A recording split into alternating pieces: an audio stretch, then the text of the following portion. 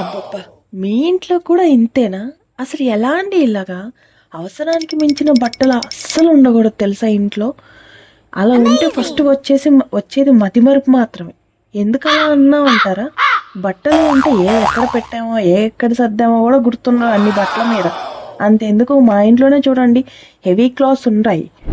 ఎక్కువ కొనేసుకొని కాదండి, ఎక్కువ దాచిపెట్టుకోవడం వల్ల 1 ఇయర్ కనుక మనం ఏదైనా బట్టలు యూజ్ చేయని ఉంటే అది వేరే వాళ్ళకి ఉపయోగపడతాయి అనుకుంటే ఇయ్యడమే మంచి పని. అలా కాదు, వీటి మీద మనకి మెమరీస్ ఉన్నాయి, ఎలా ఉన్నాయి అలా ఉన్నాయని చెప్పి ప్రతిదీ పలానా పండగప్పుడు ఇది కొనుక్కున్నాము, పలానా ఫెస్టివల్ అప్పుడు లేదంటే బర్త్డేస్ అప్పుడు ఇది మా సిస్టర్ గిఫ్ట్ ఇచ్చింది అనుకుంటూ ఇలాగే ఉంచుకుంటూ ఇలాగే ఉంటుంది అనమాట. ఇంటి నిండా బట్టలు పెట్టుకుంటే ఏమవుతుంది? మతి మరిపే వస్తుంది.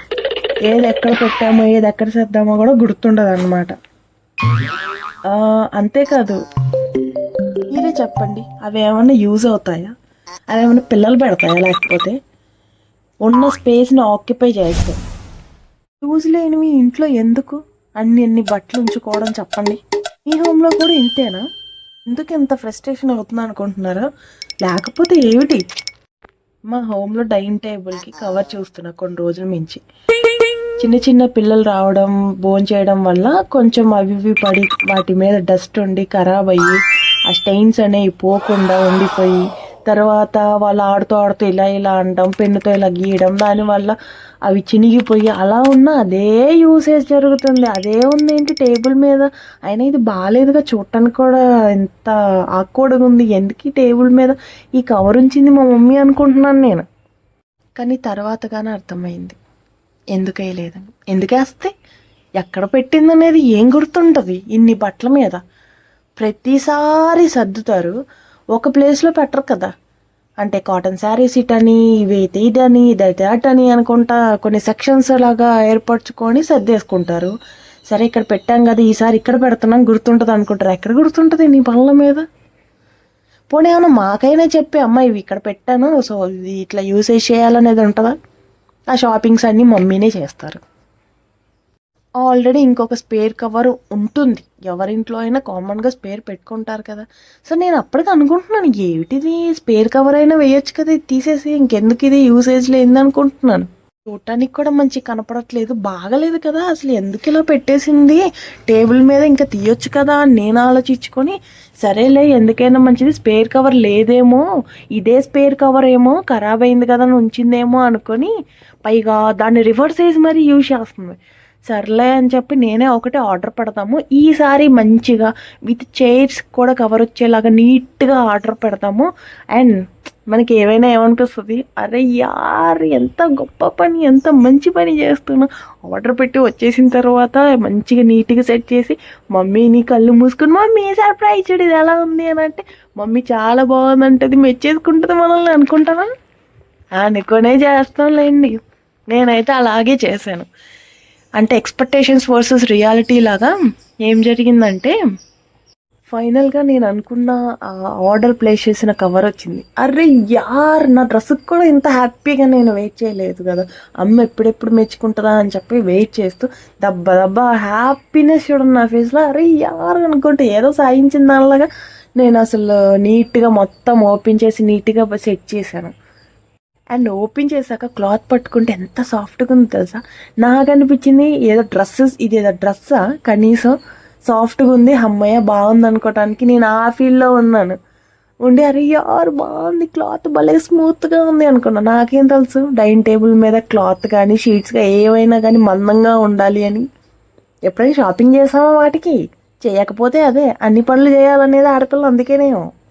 తీరా మంచిగా సెట్ చేసిన తర్వాత డైనింగ్ టేబుల్ అండ్ చైర్స్ కవర్కి అన్నిటికీ నీట్గా బట్టలు వేసినట్టు నిండుగా వేసి చక్కగా మమ్మీని పిలిస్తే కూర్చొని ఏమన్నది అనుకుంటాం. అసలు మా మమ్మీలకి ఎలా తెలుస్తుందో ఎక్స్పీరియన్స్ అనుకుంటా.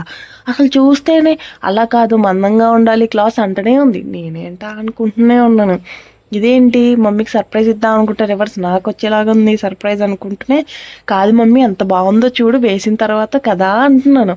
కొంచెం లూజ్ అయింది టేబుల్ మీదది కానీ బాగుండింది కదా అండ్ రిటర్న్. బైదివే మనం 7 days పాలసీ ఉంటుంది కదా, 7 days తర్వాత ఓపెన్ చేసిన గ్రేట్ అనమాట. అలా ఎందుకంటే బికాజ్ ఆఫ్ నాకు మిడిల్లో కొంచెం హెల్త్ డిస్టర్బ్ అవడం వల్ల మనం కొంచెం లేట్గా ఒప్పించేసాం అనమాట. అండ్ రిటర్న్ ఇయటానికి కూడా ఉండదు, ఇంకేముంటుంది.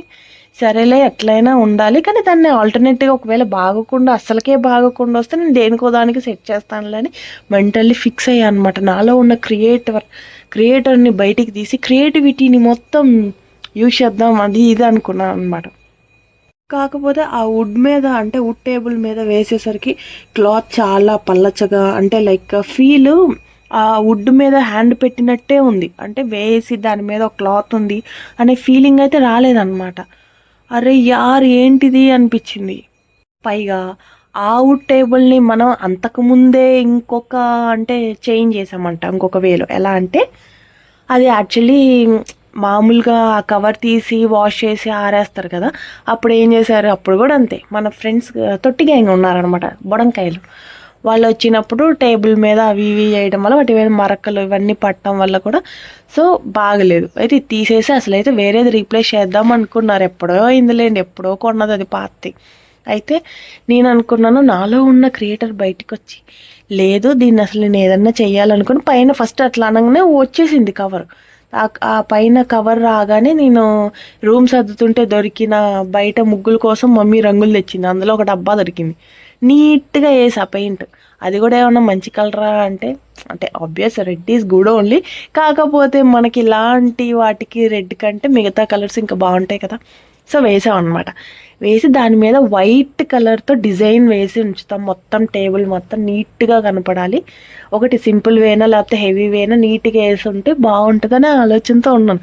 ఈలోపు ఈ కవర్ చూసి ఇంకొకటి ఆర్డర్ పెట్టడం అయింది. నీట్గా అది ఆర్డర్ పెట్టింది రావడం అయింది, పెట్టడం అయింది. అంత సెట్ చేసిన తర్వాత మా అమ్మ నాకు వచ్చి వాటిని పెట్టడం అయింది.